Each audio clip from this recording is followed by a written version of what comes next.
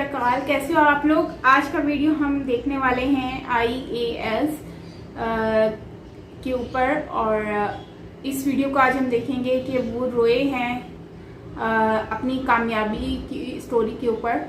सो उनकी स्पीच सुन लेते हैं, जानते हैं वीडियो कैसी होगी। यकीनन सैड वीडियो भी हो सकती है, मोटिवेशनल भी हो सकती है। सो वीडियो चलकर देखते हैं। सो इनकी स्टोरी जानते हैं। So here we go. 2006 में मैंने 10वीं पूरी की। 21 मार्च को मेरी परीक्षा ख़त्म हुई थी और 24 मार्च को मेरे पापा की डेथ हो गई। हमारी छोटी सी बाइसिकल रिपेयरिंग की दुकान है।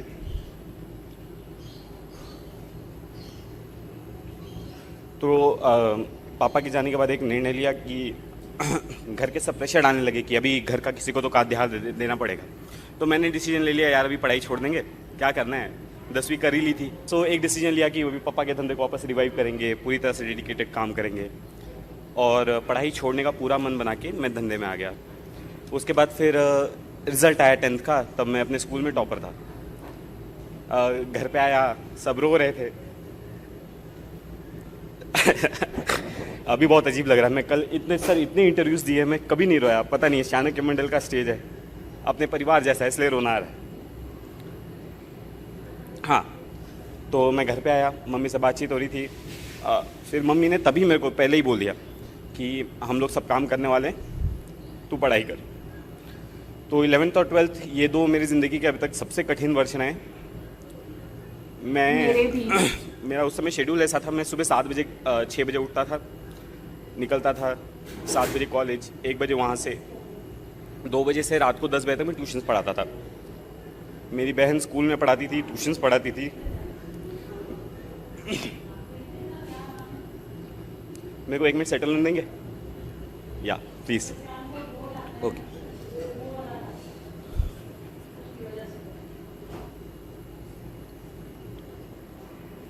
मुझे यूजुअली रोना नहीं आता है सब बताते हुए। मैं बहुत प्राउड हूँ ये सब चीज़ के लिए, लेकिन गॉड नोज़ क्यों हो रहा है। ओके। सो मैंने फिर मैं सुबह 7 बजे से 1 बजे तक कॉलेज में रहता था, आता था 2 बजे से रात को 10 बजे ट्यूशन पढ़ाता था। 10 बजे रात को दुकान पे जाके हिसाब किताब करके दुकान बंद करके वापस घर पे आते थे। फिर रात को पढ़ाई, वही 12-1 बजे तक सोना, जैसे अभी शेड्यूल है वैसे तभी भी शायद था। तो मेरी मम्मी उस समय दुकान चलाती थी। मेरी बड़ी बहन है मुझसे एक, वो स्कूल में पढ़ाती थी, ट्यूशन्स पढ़ाती थी। तो मेरा 11th-12th जो है पूरा इसी तरह से गया हुआ है। तो मुझे अभी मैं एक प्रसंग बताना चाहता हूँ। मैं 10th स्टैंडर्ड का रिज़ल्ट लगा था और मुझे एडमिशन लेने के लिए वो अभी डोनेशन लगता है ना, तो 10,000 रुपये, हमारे यहाँ एक ही कॉलेज है अच्छा जहाँ पे पढ़ाया जा सकता है। सो वहाँ पे 10,000 रुपये डोनेशन था, भरना था, पैसे नहीं थे। तो ऐसा मैं और मम्मी ऐसे दुकान पे बाहर बैठ के ऐसे चर्चा कर रहे थे। मैं बोला मम्मी को, मम्मी जाने दो, क्या करना है, मेरा मन वैसे भी बन चुका था, मेरे को दुकान करना है ना। सो मैं बोला मम्मी जाने दो, क्या करना है पढ़ाई करके, मैं 1 साल रुकता हूँ, अगले साल वापस से देखा जाएगा, कुछ होगा। और मम्मी वैसे मायूस बैठी थी। तो मेरे पापा का जो ट्रीटमेंट करते थे वो डॉक्टर में दुकान के सामने से जा रहे थे, वो अपने बच्चे का एडमिशन करवाने के लिए थे, और वो मुझे देख के रुके। वहाँ पे रुके, उन्हें पूछा क्या चल रहा है, तो मैंने पूरा बताया कि सर ऐसा ऐसा है, मैंने सोचा है मैं पढ़ाई नहीं करूँगा, है ना। तो उन्होंने अपनी जेब से तुरंत 10,000 रुपये निकाल के दिया, बोला ये लो, जाओ एडमिशन करवा के आओ। सेकेंड लिस्ट लगने को आधा घंटा बाकी था, तब मैं वहाँ पहुँचा, है ना। और बहुत रिक्वेस्ट की, लिस्ट बन चुकी थी सेकंड लिस्ट, है ना। बहुत रिक्वेस्ट की, ऐसा करके मेरा 11th-12th का एडमिशन हुआ। एडमिशन तो हो गया, 600 रुपये महीना फ़ीस है, क्या किया जाए। तो मैं जब पहले एडमिशन लिया तो मेरे दिमाग में बहुत चीज़ क्लियर थी, मैं पैसे भरने वाला नहीं हूँ, है ना। मैं बोला मैं जी तोड़ पढ़ाई करूँगा, मैं अच्छा मार्क्स लेके आऊँगा, और मैं बाद में हमारे जो प्रिंसिपल हैं उनको मैं रिक्वेस्ट करूँगा कि मेरी फ़ीस माफ़ कर दीजिए। पहले ही महीने में मैं क्लास में, अभी भी जो लोग जानते हैं मेरी आवाज़ थोड़ी अच्छी है, मैं एक भी क्वेश्चन पूछ लो तो सब थोड़ी आवाज़ मजबूत लगती है ना। तो सारे टीचर्स इम्प्रेस हो गए और सबको पता चल गया था कि मेरे घर पे ऐसी सिचुएशन है। 2 साल की पूरी फीस मेरे टीचर्स ने भरी, मैंने 1 रुपया फ़ी भरा नहीं है 11th-12th। इसके बाद 12th का CET वगैरह दिया, ये सब के मैंने 1 रुपया मेरी पढ़ाई पे आज तक खर्चा किया नहीं है। मेरी मम्मी ने किया है, ऑफकोर्स बहुत कम किया कंपेरेटिवली। मेरे को सबका, मेरे फॉर्म्स का पैसा कोई भर देता था, मेरे बुक्स का पैसा कोई दे देता था, ऐसा हुआ है। CET दी, CET में 180 मार्क्स आए 200 में से। ये हुआ कि एडमिशन लेना है। अब इंजीनियरिंग में अच्छा खासा पैसा लगता है, तो मम्मी ने 2 साल में पैसे जमा करके रखे थे, बहन कमाती थी, मेरी सैलरी थी। फर्स्ट ईयर का हो गया, बोला फर्स्ट ईयर में जाके 1 लाख रुपए का पूरा बजट था, 70,000 फीस, रहना खाना, 1 लाख रुपए का बजट था। बोला ठीक है, अपना फर्स्ट ईयर हो गया, एडमिशन ले लिया। अगेन सेम थिंग, मैंने बोला कि फर्स्ट ईयर का फीस भर दिया, सेकंड ईयर का फीस भरने का नहीं है। फर्स्ट ईयर में आया, सबने डराने लगे, यार इंजीनियरिंग में तो बैकलॉग लगता ही है ना, बिना बैकलॉग के अगर तू पास हो गया तो इंजीनियरिंग की ही नहीं है, ठीक है। जो टॉपर लोग होते हैं वो अलग ही दुनिया के होते हैं। सो मैं थोड़ा सहम गया, लोगों ने क्लासेस वगैरह लगा लिए, सब्जेक्ट के लिए मैं क्लासेस लगा नहीं सकता था। तो मैंने फुल टाइम अच्छी तरह से मैंने बोला यार इनको हटाओ, मेरे को जो करना मैं वो करता हूँ, ठीक है। ये एटीट्यूड मेरे अंदर मेरी मम्मी की वजह से आया, मेरे को जो करना है उस पर ध्यान देता है, दुनिया क्या बोल रही है उससे क्या करना है, ठीक है। तो मैंने फर्स्ट सेम में पढ़ाई शुरू की, मेरे फर्स्ट सेमेस्टर में 86% आए, मैं यूनिवर्सिटी टॉपर था। जब 86% आ गए, सारी टीचर्स ने नोटिस किया, अरे 86% तो MIT का रिकॉर्ड है। अब बाद में ब्रेक हो गया, अभी तो कुछ भी आ जाते मार्क्स, ठीक है। तो उस समय रिकॉर्ड था, तो टीचर्स ने नोटिस किया, अरे ये कौन है। फिर माधवी लता मैडम नाम की एक मैथमेटिक्स डिपार्टमेंट में एक प्रोफेसर है, तो वो उन्होंने मेरे को राखी बांधी है, she is my rakhi sister. तो उन्होंने बुलाया, अरे वरुण क्या है, तो मैंने मैम को पूरा सिचुएशन घर की मेरी एक्सप्लेन की, और उन्होंने एक प्रोफेसर से लेकर, डीन से लेकर, डायरेक्टर से लेकर हर एक को मेरी सिचुएशन पहुंचा दी। एंड उस वहाँ से एक प्रोसेस चालू हो गया, ठीक है। सेकेंड ईयर तक वो प्रोसेस पूरा नहीं हुआ था, तो मेरी फ़ीस मेरे फ्रेंड्स ने भरी है ना, फ्रेंड्स ने, उनके पेरेंट्स थे।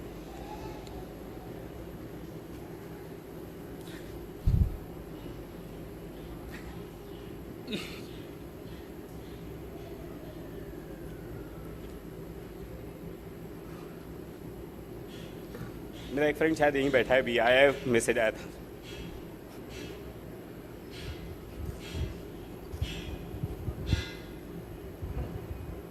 ओके, तो सेकेंड ईयर में ऐसा हो गया। फिर थर्ड ईयर और फाइनल ईयर में वो फ्रीशिप मिल गई, मेरी इंजीनियरिंग ख़त्म हो गई। इंजीनियरिंग होने के बाद अभी ये सिविल सर्विसेज का भूत कैसे आया। अभी इंजीनियरिंग के बाद मैं यूनिवर्सिटी टॉपर हूँ, मुझे गोल्ड मेडल मिला हुआ यूनिवर्सिटी का। ऐसा था कि अभी इंजीनियरिंग के बाद क्या, जॉब वगैरह के लिए इंटरव्यूज़ दिए, जॉब्स लग गई मेरे को, बहुत 5-6 जगह से अभी भी ऑफर्स हैं, मतलब स्टैंडिंग है। बोला कि अभी भी आपको आना है, आप कॉल करो, आ जाओ, ठीक है। सो प्लेसमेंट अच्छी हो गई थी, लेकिन हमको भूत सिविल सर्विस का तब तक चढ़ चुका था। सबसे पहले मेरे को कॉर्पोरेट सेक्टर में जॉब मिली थी, तो मैंने बोला यार कॉर्पोरेट में नहीं जाते हैं, हमको अपने टेक्निकली रहना है, हम पब्लिक सेक्टर में जाएंगे। पब्लिक सेक्टर की तैयारी, मतलब गेट वगैरह की मैंने गेट थर्ड ईयर में दी थी, मेरा रैंक 384 आया। फाइनल ईयर में दी 143 आया। बोला यार अब तो सेट है, IIT मिल रहा है, सब मिल रहा है, किसी भी कंपनी में जॉब मिल जाएगा। ये PSU का जॉब मिल गया, तब मैं कुछ लोगों से मिलने गया, है ना, ऐसे ही चर्चा करते करते। तो उन्होंने बोला यार तू टेक्निकली इतना अच्छा है ना, you are so good, you are so bright, why don't you give IES, engineering services. अब मैंने सिलेबस देखा, बोला यार ये तो अपना ठीक है, हो जाएगा, कोई दिक्कत नहीं है, तो इंजीनियरिंग सर्विस की तैयारी शुरू करते हैं। तो अभी तक मेरी ग्रेजुएशन कंप्लीट हो गई थी, ठीक है, मैंने गेट दे दी थी और I was about to take admission. तो मैंने बोला यार इंजीनियरिंग सर्विसेज करते हैं, PSU छोड़। तो मैंने PSU को नहीं लिया, मैंने इंजीनियरिंग सर्विस की तैयारी शुरू की। 3-4 महीना मैंने वो किया, ठीक है। 3-4 महीना वो किया, तब लोगों से बातचीत चालू ही रहती है, आप वैक्यूम में जाके पढ़ाई नहीं शुरू करते, है ना। सो आप लोगों से बातचीत करते हो, तो किसी ने मेरे को सजेस्ट किया है तू इतना ब्राइट है ना, तू इंजीनियरिंग सर्विसेज क्यों कर रहा है, तू सिविल सर्विसेज देख, है ना, वो तो और बड़ी पोजीशन है। तो मैंने बोला हाँ यार ये भी सही है ना। तो सिविल सर्विसेज का देखते हैं क्या है। तो पहले तो उठाया हिस्ट्री ज्योग्राफी, कुछ नहीं समझा, मैं बोला यार ये तो सर का दर्द है ना। तो उसके बाद मैंने बोला करेंगे। तो मैं एक जन से मिलने गया था। अब मैं यहाँ पे दूसरा रीज़न बताता हूँ हम क्यों पीछे रह जाते हैं। मैं एक जन से मिलने गया था, वो बोल रहे थे कि यार UPSC में जो पास होते हैं ना, ये तो 30 मार्क खान होता है ना, मतलब ये। तो देखो जब आप खुद को सब स्टैंडर्ड समझने लगते हो कि यार वो 30 मार्क खाने में सब स्टैंडर्ड हो, है ना, एक्स्ट्रा ऑर्डिनरी और सब स्टैंडर्ड में कभी कॉम्पिटिशन नहीं होता, ठीक है। अगर आप खुद को सब स्टैंडर्ड मान लिए हैं तो आप कभी एक्स्ट्रा ऑर्डिनरी से कम्पीट ही नहीं कर सकते, है ना। तो मैं जब उनसे मिलने गया था तो मैंने उनको बोला था कि वो होगा 30 मार्क खान, मैं भी 30 मार्क खाना। घर का फाइनेंशियल कंडीशन ठीक नहीं था, तो मम्मी बोल रही थी यार अब तो जॉब करना है, अब मैं थक गई हूँ, मेरे को पैसे चाहिए अभी, और मेरे को सिविल सर्विसेज का भूत चढ़ा था। तब मैं मम्मी 10-15 दिन मेरी मम्मी मेरे से बहुत नाराज़ थी, बोलती नहीं थी, बातचीत हमारी होती थी, लेकिन आपको समझता है राइट, मम्मी और बेटे का एक कनेक्शन होता है, आपको समझने लगता है कि आपकी मम्मी आपसे नाराज़ है। लेकिन तब तक मेरी ज्वाइनिंग की डेट जा चुकी थी, मम्मी भी कुछ कर नहीं सकती थी, तो मम्मी ने भी फिर मेरे को सपोर्ट किया। बाद में मेरी मम्मी ने मेरे को फुल सपोर्ट किया किसी भी तरीके से। अब आ गया जनवरी का टाइम। जनवरी 2013 मैंने डिसीजन लिया कि मुझे सिविल सर्विसेज करना है। जनवरी 2013 मैंने प्रिपरेशन शुरू की, मई 2013 में मैंने डिसाइड किया कि मेरे को प्रीलिम्स देनी है। मेरे पास 4 ही महीने थे प्रिपेयर करने के लिए, तब तक मैंने कुछ नहीं पढ़ा था। ठीक है, 4 महीने में पढ़ाई कैसे करनी है मैं लेक्चर्स में बहुत बार डिस्कस करता हूँ। मैं अभी उस पर 2-2 घंटे के लेक्चर्स लेता हूँ उस पर। ठीक है, तो 4 महीने में मैंने न्यूज़पेपर्स पे बहुत ज़्यादा फोकस किया, कुछ सब्जेक्ट सेलेक्ट किए, प्रायोरिटाइज़ किया, सारे सब्जेक्ट्स नहीं किए। मैंने एंशिएंट हिस्ट्री, मिडिवल हिस्ट्री आज तक नहीं पढ़ी है। ठीक है, और मुझे अभी भी कुछ क्वेश्चंस पूछ लेता हूँ, वहाँ से कभी कभी चला जाता हूँ, यार नहीं ये अपनी बस की बात नहीं है। तो मैंने बहुत सेलेक्टेड स्टडी की, बहुत फोकस स्टडी की। 4 महीने में मैंने प्रीलिम्स दी। अब प्रीलिम्स देने के बाद एक फीलिंग आ जाती है, यार अपना प्रीलिम्स क्लियर हो गया।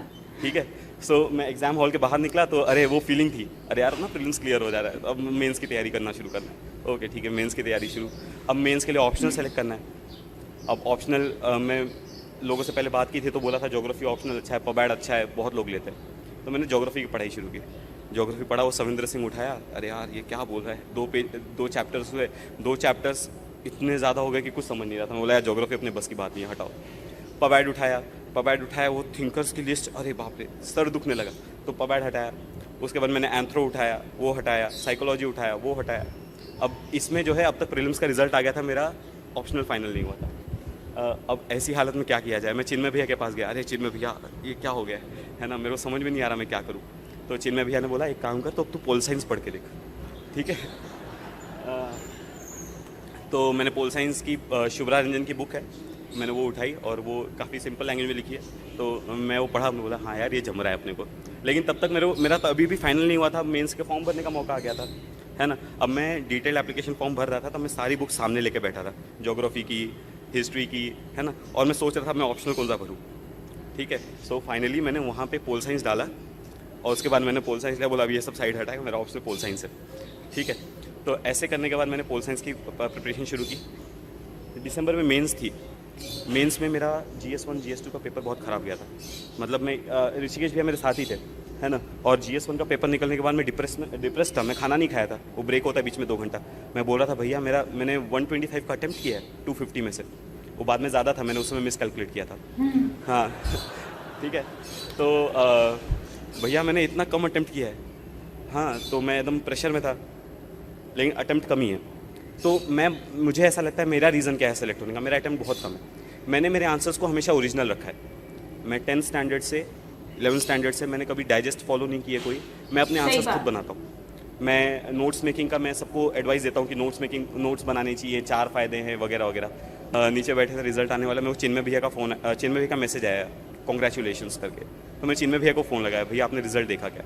हाँ, तो भैया बोले हाँ कॉन्ग्रेचुलेशंस। हाँ, तो मैंने पूछा भैया आपने रैंक देखी क्या मेरी कितनी है? तो भैया ने बोला 32। मैं बोला हाँ 32 कितना, 132 232 कितना 32, है ना। सो भैया ने बोला नहीं ओनली 32। मैं बोला अरे बाप रे, तो मुझे पहले तो विश्वास ही नहीं हुआ, अरे यार अपनी ओनली 32 रैंक है ना। सो ये विश्वास नहीं हुआ क्योंकि मुझे पता नहीं था कि UPSC आंसर्स कैसे इवैल्यूएट करती है। मुझे ऐसा लगता था कि वो अटेम्प्ट कितना है इस पर डिपेंड कर रहा है। ठीक है, लेकिन मुझे अभी ऐसा लगता है कि अगर आपके आंसर्स ओरिजिनल है तो आप अगर अटेम्प्ट थोड़ा कम भी होगा तो आप सिलेक्ट हो जाओगे। आपसे जो गलतियां हो गई हैं आपके और सोचने से वो गलतियां करेक्ट नहीं होंगी। ठीक है, आपका काम ये है जो गलतियां हो गई हैं उनको कॉम्पेंसेट करने के लिए आगे की आप प्लानिंग कैसे कर रहे हो। मैं बैकलॉग्स कैसे क्लियर करता था मैं ये बताता हूँ, मैंने क्लास में बहुत बार बताया। हम जब न्यूज़पेपर में पढ़ते हैं तो आपको 10 टर्म्स नए दिखाई देते हैं, है ना, कि यार मेरे को ये 10 टर्म्स की स्टडी करनी है आज। तो मैं एक नोटबुक बनाई थी, मैं उसमें वो सारे टर्म्स लिखता था कि आर्टिकल 72 पढ़ना है, प्रेसिडेंट के पावर्स पढ़ने हैं, ठीक है ऐसे। उसके बाद मैं जब न्यूज़पेपर पढ़ के हो जाता था तो मैं इंटरनेट पर रोज़ 2 घंटा का मैंने टाइम रखा था कि 2 घंटा बैठ के वो टॉपिक्स के ऊपर सर्च करना है। तो इंटरनेट पे बैठे तो कई बार क्या होता है 10 टॉपिक्स आपने लिखे तो 5 ही टॉपिक्स हो पाते हैं। किसी दिन अपने को आलस हो जाता है तो अपन 2 घंटे की जगह 1 ही घंटा पढ़ते हैं। ठीक है, सो ऐसे करके वो कभी-कभी तो 5 हो गए तो दूसरे दिन में चले जाते हैं, तो आपके दूसरे दिन ऐसे बैकलॉग जो है बढ़ता जाता है। तो कई बार क्या होती है वो लिस्ट बहुत लंबी हो जाती है, फिर एक दिन सडनली टेंशन आने लगता है, यार ये लिस्ट इतनी लंबी हो गई है ना, अब इसको क्लियर करने में अपना पूरा दिन जाएगा। तो जब ऐसा होता था तब मैं उसके नीचे एक लाइन ड्रॉ करता था, वो बोलता था आज से नया लिस्ट चालू करेंगे। ठीक है, सो अभी जो गलतियाँ हो गई हैं ठीक है उनको करेक्ट करना चाहिए। न्यूज़पेपर के केस में काम करता है क्योंकि न्यूज़पेपर में चीज़ें रिपीट होती है ना। आपने जो 1 महीने पहले पढ़ा था अगर वो इंपॉर्टेंट होगा तो उसको कोई ना कोई फॉलो अप करेगा। ठीक है, तो आपको फ्यूचर में वो चीज़ दिखेगी, आप फ्यूचर में उसको वापस से इंटरनेट पर रेफर कर सकते हैं। तो मैंने न्यूज़पेपर के केस में ये बैकलॉग क्लियरेंस का केस चलता है। ठीक है, सो इस तरह से मैंने मेरी UPSC की तैयारी की, मेंस क्लियर हो गए। ठीक है, अभी इंटरव्यू में क्या करना है ना। इंटरव्यू में जाते टाइम मैंने तो पढ़ाई ज़्यादा की नहीं है है ना। मैं जनवरी में प्रिपरेशन शुरू किया है, लोगों के पास एक्सपीरियंस होता है कि इस सब्जेक्ट को कैसे हैंडल करना है। सो मुझे पता नहीं था क्या करना है इंटरव्यू में। तो यूपीएससी इंटरव्यू बहुत कॉर्डियल होता है, बाहर जैसे लोग डराते हैं ना, वैसा बिल्कुल नहीं है। जो लोग इंटरव्यूज़ नहीं दिए हैं ना, वो डराते ज़्यादा हैं। जो इंटरव्यूज़ दे के आए हैं, आप उनसे बात करेंगे ना, तो वो बताएंगे नहीं यार मस्त है, चिल रहते हैं, आराम से जाओ देख के आओ। तो उसके बाद आज का दिन है, मैं आपके सामने खड़ा हूँ। तो ये मेरी जर्नी की पूरी स्टोरी है। एक्चुअली मैंने बहुत सारी चीज़ें एलिमिनेट कर दी हैं, लेकिन एक्सपीरियंसेस इतने ज़्यादा हैं, टाइम बहुत कम है। एक्चुअली 15 मिनट में अपना प्रोग्राम खत्म होने वाला है, तो इसके लिए समय की पाबंदी की वजह से अपन नहीं बात कर पाएंगे। मैं होप करता हूँ फ्यूचर में अपन वापस से मिलेंगे और अपन और बात करेंगे। Thank you very much. काफ़ी हार्ट टचिंग स्टोरी थी, कोई आम स्टोरी नहीं है। एंड मुझे लगता है कि ये स्टोरी जो है ना, हर दूसरे बच्चे के साथ ऐसा होता है। किसी के जब उनके पेरेंट्स होते हैं ना, तो हमें उनकी कदर नहीं होती, लेकिन जब हमें उनकी कदर होती है ना, तो फिर हमें आइडिया होता है कि यार जब वो हमारे पास नहीं रहते, तो हमें आइडिया होता है कि उनसे जो है ना, वो हमारी ज़रूरतों को पूरा करते थे। अब तो हम जो है अपनी ज़रूरतों को पूरा कर लें या फिर अपनी जो है वो ख्वाहिशात को पूरा कर लें। तो खैर माँ बाप तो अपने बच्चों की जो है वो ज़रूरियात को पूरी करते ही करते हैं, ख्वाहिशात को पूरी करते हैं। लेकिन ये वीडियो देख के ना काफ़ी दिल दुखा, काफ़ी रोया भी। वैसे तो ऐसे बहुत सारे बच्चे हैं जिनके साथ ये होता है, इवन दो मैं भी उनमें से एक ही हूँ, क्योंकि मेरा जो फर्स्ट ईयर और सेकेंड ईयर है और मेरा ग्रेजुएशन तक का जो पार्ट था, मतलब 4 years ऑफ ग्रेजुएशन बहुत डिफ़िकल्ट थे, बहुत ज़्यादा। बिकॉज मैंने भी ऐसे ही सर्वाइव किया। मुझे अपनी फैमिली को भी रन करना था, मुझे अपनी जॉब, अपनी एजुकेशन को भी स्टार्ट करना था, मतलब कंटिन्यू रखना था, बिकॉज ये मेरे बाबा की ड्रीम था। उनके वक्त तक तो मैंने कभी सोचा भी नहीं था, इमेजिन भी नहीं किया था कि मैं इस तरह से जाऊंगी, स्टडी करने के साथ साथ मैं जॉब भी करूंगी। बट फिर उनके जाने के बाद ऑल ऑफ सडन मेरी भी यही सिचुएशन थी। मैंने भी ऐसे ही अपनी एजुकेशन को कंप्लीट किया, जॉब भी की, साथ में अपनी स्टडी भी कंटिन्यू रखी। फर्स्ट ईयर किया, सेकेंड ईयर किया, उसके बाद मैंने सोचा यार क्या करूँ, चलो इंटर हो गया ना, इंटर हो गई है, 12 हो गए हैं, तो अब ठीक है, बस हो गया। अब जो है, अब हम अपना जो है वो जॉब कंटिन्यू रखते हैं। लेकिन फिर उसके बाद मैंने सोचा चलो 1 साल के बाद फिर मैंने दोबारा से अप्लाई किया। मैंने 13 ईयर मतलब 13वीं और 14वीं जो ग्रेजुएशन है, मैंने पार्ट 1 और 2 किया ग्रेजुएशन का। एंड उसके बाद फिर finally I am graduate now, और वो मैंने अपनी बलबूते पे किया, बिकॉज फर्स्ट ईयर में मेरे बाबा की डेथ हो गई थी। खैर ये बताने का मतलब सिर्फ इतना था कि हर किसी की एक स्टोरी ऐसी ज़रूर होती है, वो इमोशनल स्टोरीज होती हैं एंड ये बहुत ही ज़्यादा हार्ड वर्किंग होती है। वो कहते हैं ना, जिसके पास बहुत ज़्यादा होता है उनको इतना शौक नहीं होता पढ़ने का, और जिनको पास कुछ नहीं होता उनको शौक बहुत होता है। तो ये चीज़ें हमें अपनी लाइफ में देखने को मिलती हैं। एनीवेज इनकी स्टोरी बहुत ज़्यादा हार्ट टचिंग थी, वरुण जी की। एंड काफ़ी जब वो रो रहे थे, वो मेरे लिए बहुत ज़्यादा इमोशनल मोमेंट था। तो इन्होंने बहुत स्ट्रगल किया, लेकिन हर मेहनत करने वाले को कामयाबी ज़रूर मिलती है, आज नहीं तो कल लाजमी मिलती है, बस दिल से एफर्ट करना चाहिए। तो IAS ऑफिसर जो हैं, इन्होंने बहुत मेहनत की। इतना इजी नहीं होता IAS ऑफिसर बनना, बट इन्होंने बहुत स्ट्रगल की और आज ही बहुत ज़्यादा कामयाब भी हुए हैं। इस चीज़ की मुझे बहुत ज़्यादा खुशी भी है। सो गाइज, आपका क्या कहना है इस वीडियो के बारे में, आप ज़रूर शेयर कीजिएगा। आप लोगों की लाइफ में या आपके आसपास कुछ ऐसे लोग होंगे जिनके साथ ऐसा हुआ होगा, सो उनके बारे में भी आप ज़रूर शेयर कीजिएगा मुझसे कमेंट सेक्शन में। बाकी मैं तो बहुत ज़्यादा इमोशनल हो गई थी, बिकॉज मैं ये खुद फील कर रही थी, बिकॉज मेरे साथ भी ऐसी सेम सिचुएशन रही है। एंड आप लोग भी सोच रहे होंगे कि साइमा ये बात क्यों बता रही है। भाई मैं इसलिए बता रही हूँ ताकि आप लोगों को आइडिया हो कि हर कोई ऐसा है जिसके साथ ऐसा होता है। बट इनका सबसे बड़ी जो मैं एक कहूँगी बात, वो ये है कि इन्होंने IAS में इन्होंने एक पोजीशन लेकर दिखाई है, और आज वो पोजीशन मैंने नहीं ली है। मैंने स्टडी की, लेकिन मैंने कहीं पर अप्लाई नहीं किया जॉब के लिए, या फिर मैंने कोई ऐसी पोजीशन नहीं ली। हाँ, मैंने ग्रेजुएशन किया, अपने बलबूते पे किया, ये मेरी एक अचीवमेंट है, बिग अचीवमेंट। लेकिन इस तरह से नाम बनाना, एक लेवल तक पहुंचना, वो मैंने अब तक नहीं किया, और ना ही मैंने कभी एफर्ट की। तो ये चीज़ पे मैं इनको कहूँगी कि इनकी बहुत बड़ी एफर्ट है और आईएएस के ऑफिसर बनना इज़ नॉट इजी। तो ये इनका बहुत ज़बरदस्त एक था जो कि मैं इनको अप्रिशिएट करती हूँ, और इनकी मम्मा को बहुत ज़्यादा मैं अप्रिशिएट करती हूँ जिन्होंने इनको हेल्प किया और इनके साथ रही, और साथ साथ उनका जिन्होंने इनको 10,000 इनको दिए ताकि ये स्कूल जाकर मतलब एडमिशन ले सकें। सो इन्होंने तो उम्मीद छोड़ दी, बट उन्होंने इनको 10,000 देकर इनमें एक उम्मीद जगाई, और ये जब तक रहेंगे वरुण जी तब तक उनका नाम याद रहेगा कि उन्होंने पैसे दिए थे। एंड उसके बाद जो टीचर्स ने उनकी हेल्प किया, उनको पैसे फीस उनकी भर के इनको सक्सेसफुल बनाया, आज ही इस लेवल पर पहुंचे हैं। तो इनके पीछे वो 10,000 वाले अंकल और ये 600 फीस भरने वाली टीचर्स, इनका बहुत बड़ा हाथ है, और इनकी मामा का बहुत बड़ा हाथ है जिन्होंने इनकी हेल्प किया। सो इस चीज़ में मैं कहती हूँ कि इस तरह की आप लोगों की भी कोई नज़र में लोग हों तो उनकी भी आप हेल्प किया करें ताकि उनमें भी एक मोटिवेशन आए। सो गाइज, आपका क्या कहना है इस वीडियो के बारे में, आप ज़रूर शेयर कीजिएगा। वरुण जी के बारे में उनकी स्पीच सुनकर आपको कैसा फील हुआ वो आप शेयर कीजिएगा कमेंट सेक्शन में, मुझे अच्छा लगेगा जानकर। सो मिलते हैं नेक्स्ट वीडियो के साथ। Till then take care, bye bye.